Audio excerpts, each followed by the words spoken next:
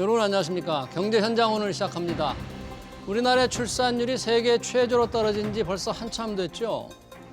그런데도 출산이나 양육 등 가족 복지에 투입하는 공공지출 비율이 OECD 38개 회원국 중에서 31위에 그친 것으로 나타났습니다. 저출생 문제가 심각한데도 정부의 위기감이 떨어지거나 돈을 제대로 쓰지 못하고 있다는 뜻인데요. 여야가 발벗고 나섰지만 퍼주기 경쟁이라는 지적도 나오죠. 국가 소멸 위기까지 치닫고 있는 저출생 문제, 해결 방법은 없는지 집중 진단해서 자세히 짚어보겠습니다. 유튜브 실시간 댓글 의견 주시면 토론에 반영합니다. 경제 현장 오늘입니다.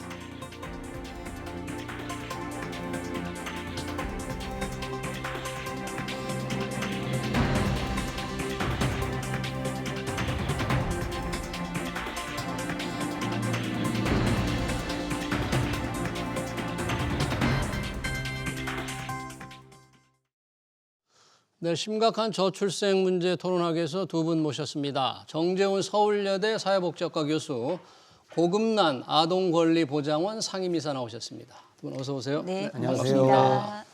자, 저출생 문제 심각하게 떨어졌죠. 0.70명, 자칫 이러다가는 0.60명대로 언제 떨어질지 모르겠습니다.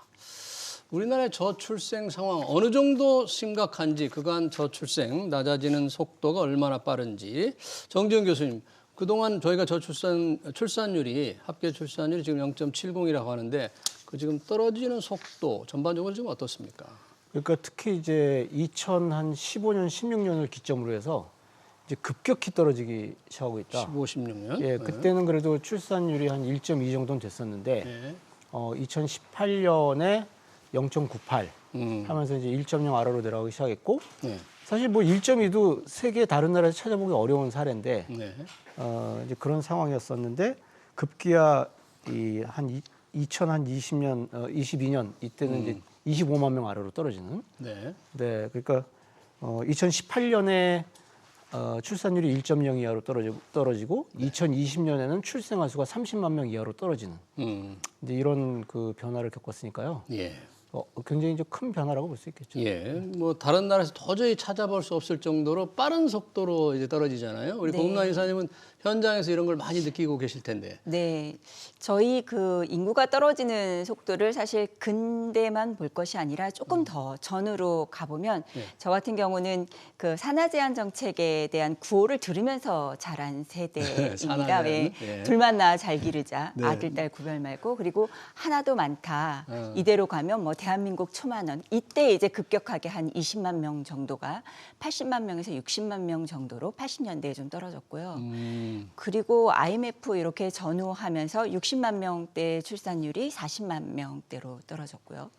그리고 지난 교수님께서 출생아 수가 그렇다는 그렇죠. 거죠. 한 해 출생아 수가. 네. 그리고 이제 교수님께서 좀 전에 말씀하신 것처럼 2000년대에 들어와서 40만 명대로 유지하던 것이 20만 명대로 급격하게 떨어지는 현상이 일어났는데요. 저는 이게 왜 더 불안하다고 생각하냐면 저희 배울 때 이렇게 배웠습니다. 국가는 국민과 주권과 영토가 있어야 한다. 그런데 이대로 50년, 70년대에 이르면 국가 소멸이라는 얘기를 하는데요. 예. 국민이 줄어들고 네. 그렇게 되면 주권을 지키는 데에 영향을 미칠 것이고 영토 분쟁에도 늘 노출될 수밖에 없는 현상이기 때문에 지금 이렇게 우리가 얘기하는 것이 미래에 어떤 큰 영향을 줄 것인지는 좀 더 고민을 하고 좀 크게 받아들여야 될 것 같습니다. 그러네요. 다들 지금 심각하게 받아들이고 있는 것 같은데 외신들도 한국의 저출산 현상은 아주 특이한 현상이다. 걱정스럽다. 이대로 가다가 한국이 사라질 수도 있다. 걱정하고 있는데 국민도 걱정을 하고 정부도 걱정을 하고 정부가 저출산 고령 사회 기본 계획이라는 걸 세운 지 꽤 됐잖아요. 2006년부터 했죠. 네. 그때부터 돈을 340조? 누적으로 지금까지 네, 그렇게 썼다라는 340조나 썼다는데 해마다 늘어나죠, 돈은. 예. 대책이 잘못된 겁니까? 왜 개선이 안 됐을까요? 돈을 안 쓴 게 아니잖아요. 잘못된 것도 있고, 잘못된 것도 있고. 네, 그 다음에 충분하지 않았다. 아, 그러니까 이제 우리가 일부에서 돈을 쏟아 부었는데 예. 효과가 없다라고 이야기를 하는데, 340조? 네. 그런데 이제 그 340조 누적으로 보면 거기에는 사실은 우리가 직접 지원 예산, 간접 지원 예산 이렇게 나누는데 아이를 직접 낳아서 키우는 데 들어가는 예산. 왜 우리가 상식적으로 생각했을 때 저출산 지원, 예. 출산 지원. 출산제 이거는 이제 다 따져보면 절반도 안 되는 거예요. 실제로 네, 이렇게 그리고 어. 요 최근에는 뭐 한 20-30%도 안 되는 수준. 나머지는 사실 청년 주거 지원. 네. 그런 건 보편적인 주거 사회보장제도 예산이잖아요. 일자리 고용정책 예산이고. 의미는 있습니다. 그러니까 의미는 있는데 이런 것들을 저출산 예산이라고 하는 나라는 사실 우리나라밖에 없죠. 아, 이게 사실 네. 출산 안 하는 이유 중에 주거도 중요하지만 그거를 바로 직접적으로 이걸 저출산 예산으로 통계 잡는 나라가 우리나라밖에 없다. 그러니까 이제 그 저출산 예산이라기보다는 OECD 국가들 같은 경우에는 국내 총생산 대비 가족복지 지출 비율. 가족복지. 네. 그래서 아이를 직접 낳아서 키우는 거에 들어가는 비용만 그 소위 말해서 저출산 예산이라고 하는 가족복지 지출 비율을 따지는데 그게 이제 우리나라가 그 시작하시면서 멘트도 하시잖아요. 네. OECD 회원국 중에 거의 이제 하위권 수준이다. 그러니까는 이게 사실은 우리가 생각하는 보편적인 저출산에 한국 사회가 쏟아 부었다는 돈이 되는 거죠, 사실. 그러네요. 그러니까 쏟아붓지 않았다. 뭐 나중에 얘기가 나오겠지만 부모가 일가정 양립을 어쨌든 할 수 있어야 아이를 낳을 수 있는 거 아니겠습니까? 예. 근데 일가정 양립을 할 수 있도록 우리는 돈을 쏟아붓지 않았다. 그러네요. 네. 그러니까 저출산 고령사회 기본계획에 따라서 2006년부터 우리가 340조 이상을 투입한 걸 두고 많은 국민들이 돈을 쏟아부었는데도 왜 아이를 안 낳는 이러지만 실제 그렇지가 않더라. 네, 보편적인 사회복지 예산, 사회보장 예산이 거기에 상당수가 들어가 있고 그 다음에 또 충분히 쏟아붓지 않았다. 그래서 충분히 쏟아붓지 직접 지원 않았다. 예산이 충분하지 않았다. 예, 우리 고금란 이사님 보시기에는 어떻습니까? 우리 저출산 고령사회 기본계획에 따른 재정 지출의 규모라든지 내용을 어떻게 평가하세요? 우선 제가 이제 여기 오면서 네. 국회 도서관에서 저출산이라는 검색어를 쳐봤습니다. 검색되는 그 뭐 보고서를 비롯해서 언론 보도까지 총 만들어진 문서량이 7,700건 이상입니다. 7,700만 건 아니고 7,700편입니다. 700편. 7,700편. 예. 그런데 이 7,700편에 지금 말씀하신 것처럼 청년 지원에서부터 주거 정책에 이르기까지 수많은 정책들을 다 포괄해서 담고 있고 네. 저출산 고령사회위원회가 지금 이 논쟁에서 자유롭지 못한 건 사실입니다. 그게 정책의 실효성이 어디에 미치느냐를 정확하게 짚어내지 못했던 면이 있기 때문에 그렇고요. 그리고 포괄적으로 다룰 것이냐, 집중적으로 다룰 것이냐, 어떠한 위원회가 구성됐느냐에 따라서 조금씩 4차 기본계획에 이르기까지 변화가 있었는데요. 지금 현재 4차 4차 기본계획입니까? 기본계획이 네, 그렇습니다. 근데 맥을 같이 했다면 그 예산의 실효성이 좀 더 강하게 나왔을 것 같습니다. 그런데 위원회마다 약간의 분절성이 좀 있었고요. 집중되는 정책이 좀 달랐고요. 그걸 어떤 식으로 파트를 나눠서 할 건지 지금이라도 빨리 대책을 세워나가는 것이 맞지 않을까라고 생각을 합니다. 저출산 고령사회위원회가 성격도 조금 다르고 그랬다. 이 돈을 제대로 쓰지도 않았고 덜 썼다는 이제 지적이 있는데 혹시 이 젊은 세대들이 생각이나 이 가치관이 바뀌어서 이 돈 문제가 아니라 애 안 낳아도 행복할 수 있다. 행복을 애를 낳는 데서 찾는 건 이제 별로 관심이 없다. 이런 뭐 가치관의 변화도 영향을 미치지 않았을까요? 저출산에? 그 크게 저출산의 요인을 사회학적으로 예. 이제 그 어떤 이론적 관점으로 한번 나눠 보면 예. 비용 요인이 있고 삶의 만족도 요인이 있습니다. 비용, 삶의 만족. 예, 그래서 OECD 국가 같은 경우에는 이제 그 OECD 회원국의 그 삶의 만족도 측정 발표도 해요. 근데 그게 이제 우리나라가 거의 하위권이고 그러다 보니까 이제 삶의 질 수준도 거의 하위권이고 예. 이렇게 되죠. 그러니까 이제 결국은 비용 요인과 삶의 만족도 요인이 있는데 지금 말씀하신 거는 그렇게 따지면 삶의 만족도 요인이 되겠죠. 삶의 만족도 요인. 네, 아무리 그 이제 과거에 비해서 사실 부모 세대에 비해서는 뭐 소득 수준이 높아지고 잘 사는 세대 아니겠습니까? 그렇죠. 나름대로 예, 우리 GDP가 올라갔으니까요. 예, 주거 문제가 있긴 하지만 네.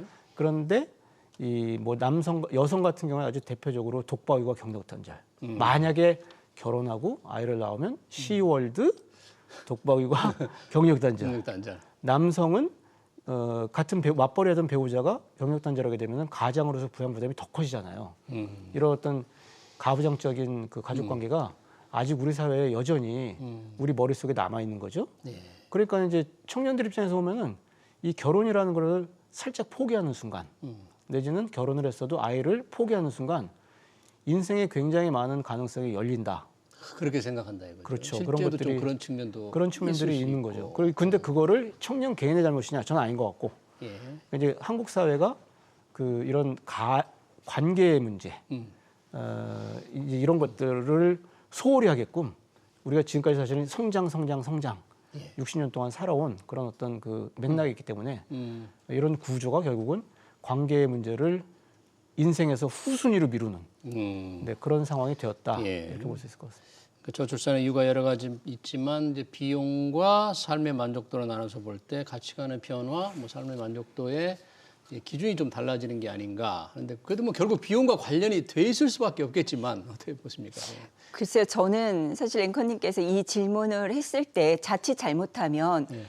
저출산이 청년들 때문이다라고 들릴 수 있다. 아, 그런 오해를 네, 살 수 네. 있다. 네, 청년 세대가 아이가 없어도 행복해질 수 있다고 생각해서 그 가치관에 의해서 아이를 낳지 않으니 지금 저출산이다. 좀 그렇게 궁금해하시는 분들이 있길래 혹시 그런 네, 이유는 아닌가? 아닙니다. 저는 그래요? 그렇게 보지 않습니다. 예, 저는 이건 청년이 결혼을 하지 않고 아이를 낳지 않는 결과물인 것이지 청년들이 결혼을 하지 않고 아이를 낳지 않기 때문에 대한민국이 저출산이다라는 건 굉장히 비약적인 것 같고요. 예. 이 아이를 낳지 않는 것이 낳지 않아도 행복하다라는 건 대한민국이 선진국에 진입하면서 비단 청년뿐 아니라 부모 세대도 네. 그 더 밑에 세대도 가질 수 있는 약간의 가치관의 변화는 될 수 있습니다. 예. 그러니까 예를 들면 예. 그 저출산이라는 말이 여성에게 출산의 책임을 지운다.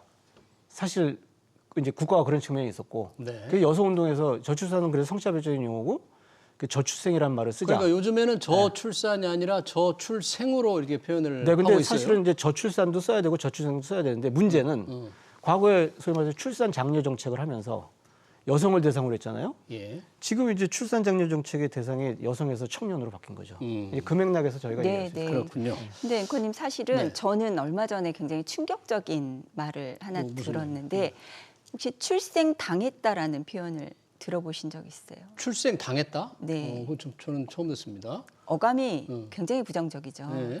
네, 제가 이제 이 말을 내뱉은 분이 19살 되는 청년이었어요. 그래서 출생 당했다라는 얘기를 듣는 순간 그게 무슨 말인지를 이렇게 묻기 시작을 했는데요. 이 표현이 갑작스럽게 나온 게 아니고 예. 그들은 청소년기에도 이런 말을 썼다고 해요. 왜 우리 사춘기 겪을 때 예. 말 안 들으면 엄마가 아빠가 막 이렇게 저렇게 얘기하면 엄마 누가 낳아달랬어 그리고 방문 콱 닫고 들어가고 뭐 이런 과정이었는데 지금 이 청년이 얘기하는 출생 당했다라는 의미는 단순한 감정의 반항이 아니고요. 어릴 때부터 누적됐던 삶에 대한 부정적 영향의 누적입니다. 예.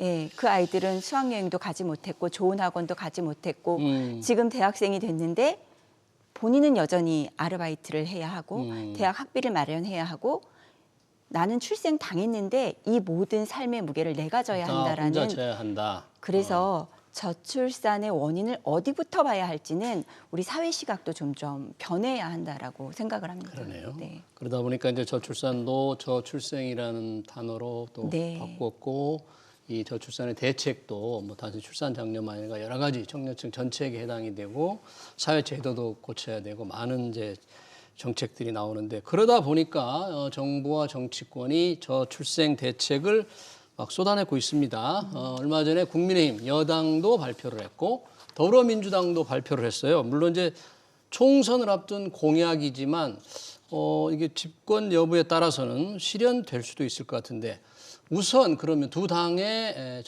저출생 대책을 한번 보고 싶은데요. 교수님, 그럼 우선 국민의힘이 내놓은 저출생 대책 조금 그 핵심적인 내용이 뭔지 또 어떻게 평가하시는지.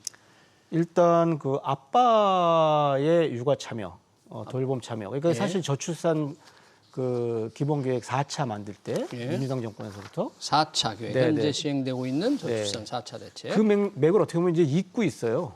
국민의힘이. 네. 그래서 아빠의 돌봄 참여가 굉장히 중요하고 그래서 이제 육아휴직에서 이어지면서 아빠의 돌봄 참여와 관련된 지원 정책을 내놨다는 데서 의미를 찾을 수 있을 것 같고 예. 그런데 사실은 이건 뭐 민주당도 마찬가지인데 저출생 대책이라기보다는 그냥 전체적으로 이제 육아휴직 확대 대책이죠. 아, 육아휴직 확대 대책으로 좀 네, 볼 수 있다. 뭐 후속 공약이 어떻게 나올지 모르겠지만 예. 아까 우리 이야기한 대로 비용의 문제가 있고 삶의 만족도 문제가 있는데 음. 국민들이 그 희망과 비전을 가질 수 있는 그런 어떤 저출생 공약을 냈다고 보진 어려울 것 같고. 아, 국민의힘 내용을 보면 네, 뭐 민주당도 마찬가지. 민주당은 좀 더 심합니다. 뭐 나중에 말씀드리겠지만, 근데 이게 그 결국은 한마디로 말해서 저출생 대책이라기보다 그냥 육아휴직 확대 대책을 육아휴직. 내놨는데 거기에서 국민의힘은 그래도 이제 아빠의 돌봄 참여를 강조하고 또 이제 시간을 주는 현금뿐만이 아니라 예. 이런 걸 뭐 제시했다고 한다면 아, 사채기본 아빠의 계획을 이어서 육아휴직 의무화 말하는 거죠. 뭐 시간을 그런 것도 준다는 시작해서 한달 의무화하는 그다음에 거. 뭐 출산 육아 늘린다든지. 예. 근데 이제 민주당 같은 경우에는 지금 뭐 다 그냥 돈으로 안기겠다. 예, 그런데 또 좀 유감인 거는 4차 기본 계획을 만든 게 민주당 정권이고. 지금 4차 저출산 고령화 기본 계획을 만든 게 문재인 정부에서 만들었는데 네. 유감이라는 거는 지금 민주당이 내놓은 것과 뭐 어떤 유감이라? 3차 기본 계획까지는 여성을 출산 장려 정책의 대상으로 삼고. 예. 그래서 4차 기본 계획에서는 성평등, 삶의 질 이제 이런 새로운 개념이 들어가면서 뭔가 변화가 있었거든요. 다양한 삶의 형태, 다양한 가족. 근데 지금 다양한 가족, 다양한 삶의 형태는 다 빠지고 혼인 신고한 부부만 그러니까 그 아이 중심 지원이 아니라 예. 이제 앞으로 아이 중심 지원으로 바꾸겠다는 기조였었거든요. 예. 근데 그냥 혼인 신고한 부부 전통적인 어떤 가족관 예. 우리 젊은이들이 더 이상 가지고 있지 않은 이제 여기에 초점을 맞추고 거기에 따라서 뭐 돈을 더 주겠다 이걸 혼인 신고한 부부에 초점을 맞췄다는 것은 네. 이 신혼 부부에게 뭐 1억을 대출해 주는 거 그 부분을 얘기하시는 겁니까? 혹시? 뭐 그것도 있고 저기 우리 아이 뭐 보듬 주택 해가지고 신혼부부 주거 지원 확대 네. 이제 이런 것들이 있지 않습니까? 이 그래서 사실 대책들이 아이를 낳아야 혜택을 보는 게 있는데. 그런데 일단 신혼부부잖아요. 그러니까 과거 국토부에서 신혼부부 행복주택이란 말이 있었거든요. 예. 그 말도 이제 4차 기본계획 만들면서 서서히 걷어들이기 시작했어요, 사실은. 네, 너무 이렇게 그 혼인만 강조한다. 왜냐하면 흐름이 어쨌든 사회가 다양한 삶의 형태, 다양한 가족의 형태를 받아들여야만 이게 또 흐름이 바뀔 수 있다. 였었는데 좀 요 면에 있어서 조금 과거로 돌아가지 않았나. 과거로 돌아갔다. 그러니까 국민의힘의 경우에는 아빠의 돌봄 참여가 좀 중심이 되는 것이고 이게 전체 저출생 대책이라고 보기는 조금 협소하다 이렇게 지금 보시는. 뭐 이제 그 다음 공약이 또 나올지 추가로 모르겠지만 공약을 예, 낸다고는 했으니까 네, 기다려봐야죠. 여러 가지를 좀 기다려봐야 될 것 같고 더불어민주당 대책까지 말씀을 해주셨는데 이거는 지금 현재 4차 저출산 고령사회 기본 계획을 짠 정부가 문재인 정부인데 그 취지와 어떤 이런 게 좀 완전히 반대로 가고 있다. 완전히 반대로 가고 있다. 예. 아 그래요. 다양한 삶의 형태를 조금 여러 가지 포괄해야 되는데 그냥 결혼한 부부에만 초점을 맞춰 있다 이런 얘기네요. 우리 고금난 이사님께 그럼 여쭤보고 싶네요. 국민의힘이 내놓은 저출생 대책 우선 뭐 민주당까지 함께 포함해서 그 내용들을 어떻게 보고 계시는지.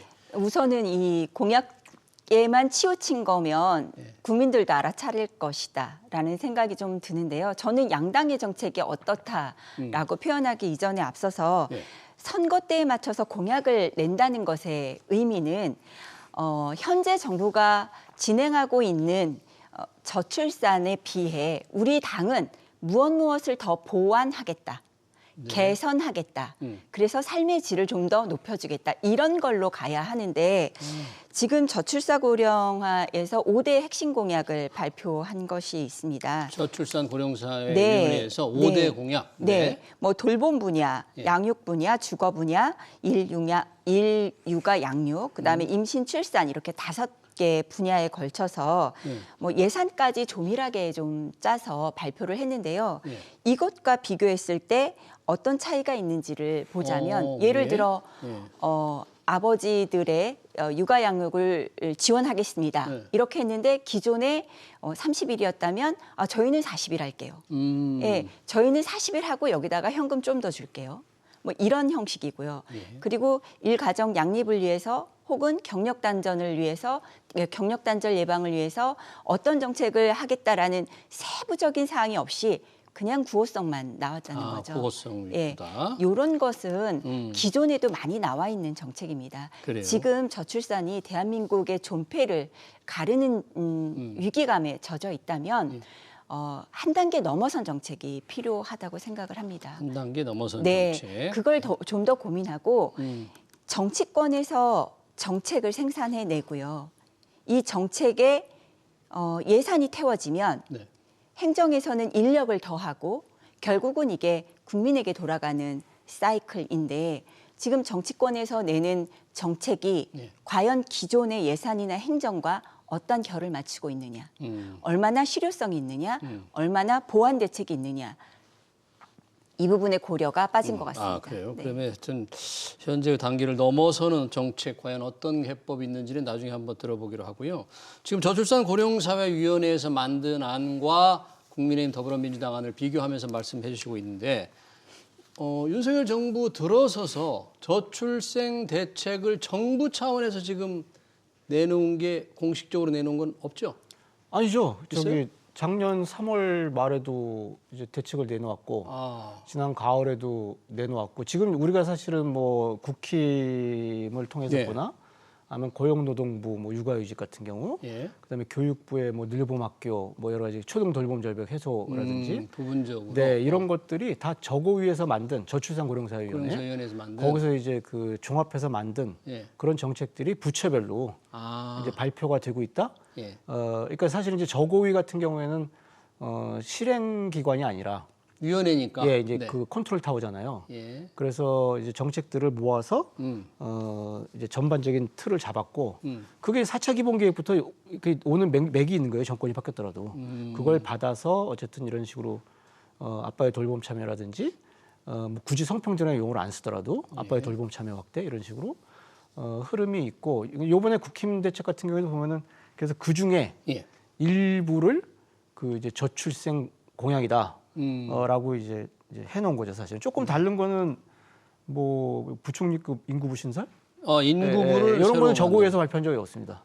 아, 요건 새로 들어간 제가 것 같다. 알기로는 근데 이것도 좀 문제가 있죠 사실. 뭐 그게 인구부 만드는 게 문제가 있다. 네네. 이건 뭐 여당 여야 구분 없이 그걸 다 주장을 만들겠다. 하는 것 같아요. 네네. 인구부 근데 어떤 이게 문제가 왜- 있어요? 인구부를 만든다는 건? 그러니까 한국의 예. 관료주의 문화의 대표적인 그 한계 중에 하나가 칸막이 아닙니까? 칸막이. 칸막이 부처 간에 네네네. 자기 이기주의에 빠지는 것. 네. 그런데 저도 사실은 저고위 해체하고 뭔가 실행력 있는 기관으로 다시 태어나야 된다. 예. 법 제정권도 가지고 예산 집행권도 가져야 된다고 공개적으로 글을 쓰기도 했고 그런 사람인데 예. 최근에 지난 1년 동안 쭉 공부를 하면서 보니까 결국 저출생 대책은 정부의 모든 부처가 나서서 해야 되는 거잖아요. 그런데 그렇죠. 뭐 여기도 이야기가 나오지만 인구부에서 뭐 그게 인구 위기 대응부가 됐든 인구부가 됐든 그러면 이제 여기에 또 사업이 생길 거란 말이에요. 네, 새로운 부서가 네, 만들어지면 이게 정말 다 가져와서 음. 뭐 주거 지원 사업, 무슨 뭐 학교 교육 사업, 뭐 오후 돌봄 사업 다 모아가지고 인구부로 만들면 모르겠지만 그거는 아닐 것 같거든요. 현실적으로 쉽지도 않은. 네, 그러니까 이제 뭐 나온 대책 보면은 뭐 아동 수당, 뭐 육아휴직 이런 것들 가져와서 이제 하겠다는 건데 결국은 또 다른 칸막이가 생기는 거죠. 아, 그래서 이제 네. 저고위를 중심으로 해서 이제 소위 말해서 길을 잡고 네. 지도를 만들고 거기에 각 부처들이 이제 이제 움직이는 이제 그런 것들이 필요하겠다. 또 다른 칸막이를 만드는 결과가 될 것이다. 인구부를 새로 만든다면 네.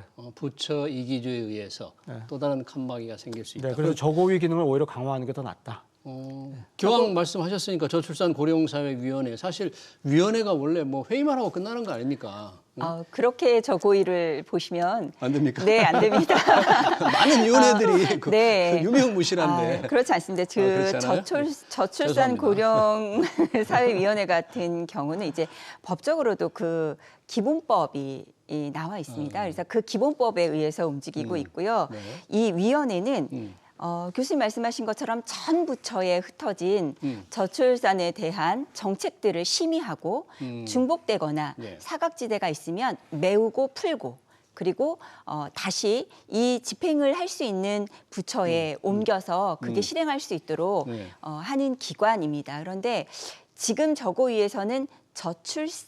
출산에 관한 것에 좀 더 초점이 맞춰져 있다면 예. 기능을 강화할 때는 뭐 국토부가 됐든 노동부가 됐든 보건복지부가 됐든 이 사회가 돌아가는 모든 곳에 저출산에 초점을 맞춰서 진행할 수 있는 정책을 어떻게 만들어내고 실행할 것인지에 대해서 심도 있게 고민하고 그러네요. 그리고 그것을 좀 푸시할 수 있는 힘도 좀 있는 그런 기관이 돼야 한다고 생각을 합니다. 그래서 알겠습니다. 힘 있는 기관으로 만들기 위해서 대통령 직속으로 두기는 했는데요.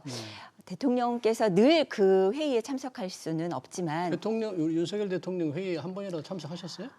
한 번이라도 그게 참석은 이제 예, 하셨죠. 했죠. 한 번? 한 번 했고, 근데 이제 그 과거와 다른 것은 부위원장이 이제 실질적으로 일어나는 거 아니 아닙니까? 문재인 대통령 5년 동안 한 번도 참석 안 문재인 했다면서요? 대통령 안 했죠. 한 번도 안 네, 했다면서요? 안 했는데 윤석열 대통령은 그래도 뭐 그 회의도 직접 주재를 했고, 그다음에 부위원장의 그 직보를 받습니다. 직접 보고를 받습니다. 근데 그거가 제가 알고 있기로는 아마 없던 풍경이다. 네. 그래요? 예, 그래서 이제 보건복지부 장관 같이 동석을 하지만 동석을 해서 계속 보고를 하고 현실적으로 그 안에서 나온 안건들이 계속 보고가 되고 있는 걸로 그러니까 알고 실행력을 있습니다. 높이기 네. 위해서 좀 관심을 많이 가지고 있군요. 지금 그러니까 이 저출산 직보라는 게 사실은 없던 풍경이죠. 없던 건데 의지를 가지고 있는데 네. 자 이렇게 그런 의지를 가지고 돈을 더 쏟아 부어도 지금 출산율 지난 3분기 0.7명이었잖아요. 0.8, 0.9, 1.0이 돼도 우리 인구를 유지하는 선은 2.1명이라면서 현재 인구 유지하는 선은 올릴 수가 있겠습니까? 당장 출생아 수가 늘어나지 않겠죠. 아마 이제 그 숫자로 보면은 예, 출산율은 올라갈 수 있습니다. 출산율은 예. 근데 예를 들면은 2022년에 25만 명 태어났잖아요. 예, 그럼 그 중에 이제 여아가 한 뭐 반 잡아서 13만 명 잡고, 예, 그럼 그 중에 나중에 한 10만 명의 아이를 낳는다 쳤을 때 예, 둘을 낳아도 그럼 출산율이 2.0 어마어마한 숫자인데 예. 그래도 20만 명 낳는 거죠. 그렇게 되네요. 그러니까 그래서 저희가 저출산은 저출산이고 저출생은 저출생은 저출생이다라고 저출생. 이야기를 하는 건데, 그러니까 이제 당장 출산율의 반등은 또 있을지 모르겠지만 이제 출생아 수가 증가한다. 그래서 그 통계청이 물론 저위축이긴 하지만 한 2060년, 70년 가면 예, 출생아 수가 어쨌든 20만 명 이하로 내려가 한 16만, 17만 명 추산하는. 그렇게 떨어지는. 네. 떨어지는 이제 그래서 이제 이주 대책이라든지 여러 다른 대책으로 같이 가야 되는 거죠. 그러니까 제가 이제 궁금한 게 바로 그런 건데 아이를 낳게 하는 것도 중요하지만 우리 사회 전체 인구가 줄어드는 여러 가지 문제를 동시 해결하기 위한 뭐 종합 대책이 필요하지 않을까. 뭐 애를 더 낳게 유도하는 정책도 물론 필요하겠지만요. 네, 우선 OECD하고 평균값을 내서 여러 시나리오를 돌린 한국경제 쪽에서 네. 여러 시나리오를 돌린 사항이 좀 있는데요. 예. 그 OECD 삶의 만족도에 네. 우리가 쫓아가면 얼만큼 출산율이 오르는지를 작성한 부분들이 좀 OECD 있습니다. 삶의 만족도로 네. 접근시키면 어떻게 어느 나왔어요? 정도까지 올라가는지. 근데 네. 이제 이 정부 지출이 좀 늘어날수록 예. 출산율은 올라간다. 올라간다. 그리고 육아휴직을 그 법적으로 기준해 놓는 것과는 다르게 실질적으로 사용할 수 있는 풍토가 매우 중요한데요. 사실 육아휴직 하라고 해도 현실적으로 참 어렵습니다. 네, 그래서 실질적으로 사용할 수 있는 날수가 많을수록 아, 당연스럽게 이제 아이 낳는 게 애 늘어난다. 늘어나는 게 당연한 거고요. 그다음에 청년층의 고용률이 올라가면 본인의 미래를 담보할 수 있기 때문에 또 출산율에 도움이 고용률이 올라가면 그렇죠. 네. 그리고 도시 집중도가 떨어지면 지금은 서울 인구가 대한민국 인구의 51%를 차지하고 있는데요. 네. 도시 집중도가 떨어지면 또 출산율이 증가하는 걸로 조사가 되고요. 그리고 실주택 가격의 요소가 가장 크게 차지하고 있습니다. 집값의 요소가 네. 더 영향이 가장 컸다. 네. 아. 그래서 이 지표들을 OECD 평균값하고 맞추면 0.8 정도의 상승률을 보이는데요. 그러면 이제 저희가 2까지는 올라가지 않더라도 2명을 낳는 것까지는 올라가지 않더라도 지금 0.78에 예. 0.8%가 올라가면 그만 해도 벌써 1.6 아, 0.8명 더 나을 수 더하게 있으니까. 되면 네. 1.6까지 갈 수도 있다. 네, 다 네. 맞추려면. 네, 맞추게 야, 된다면. 그 기준 OECD 기준 다 맞추기가. 네, 근데 여기에서 이제 빨리 맞출 수 있는 것과 좀 늦게라도 지금 계속해서 투자를 해야 되는 것. 예. 우리 저출산 예산을요 너무 포퓰리즘만으로 볼 것이 아니라 미래를 위한 투자 개념의 정책으로 보는 것도 그리고 그렇게 정책 방향을 만드는 것도 굉장히 중요할 것 같습니다. 네. 정 교수님 그러면 뭐 우리 고급나 이사님 그런 여러 가지 대안을 조금 말씀해 주셨는데 혹시 뭐 짧게 어떻게 했으면 좋겠다 이 출산 대책. 돈을 쏟아 부어합니다. 돈을 쏟아 부어하는데 일단 쏟아 부어야 돼요. 예, 돈이 있어야 쏟아 부어. 아니요 써야죠 이제는. 일단 써야 된다. 근데 이제 GDP 대비 가족복 지출 비율에서 중요한 게 현금성 급여도 중요하지만 현금과 서비스의 균형이 맞아야 이게 이제 올라가는 겁니다. 그리고 출산율 자체가 네. 어차피 OECD 평균이 1.6이에요. 예. 우리도 뭐 그 이상 기대할 건 아닌데 OECD 국가들이 돌아가는 게 이주 이민, 인구 이주, 이민 노동력이라든지 그래서 저희가 좀 더 다양한 예. 이제 개방적인 한국 사회를 만드는 것도 동시에 추구를 하면서 예. 돈을 쏟아 부어야 된다. 알겠습니다. 당장 부모의 일가정 양립을 위해서. 돈 쏟아붓고 개방적인 사회를 만들어서 네네. 이민도 늘리고 여러 가지 대책 OECD 수준으로 맞추면 우리 아기 울음소리 좀 들을 수 있지 않을까 기대를 해보는데 얼마나 시간이 걸릴지 참 지켜봐야 될 것 같습니다. 저출산 대책 관련 토론 여기서 마치도록 하겠습니다. 지금까지 정재훈 서울예대 사회복지학과 교수, 고금난 아동권리보장원 상임이사였습니다. 고맙습니다. 감사합니다. 네, 감사합니다. 수고하셨습니다.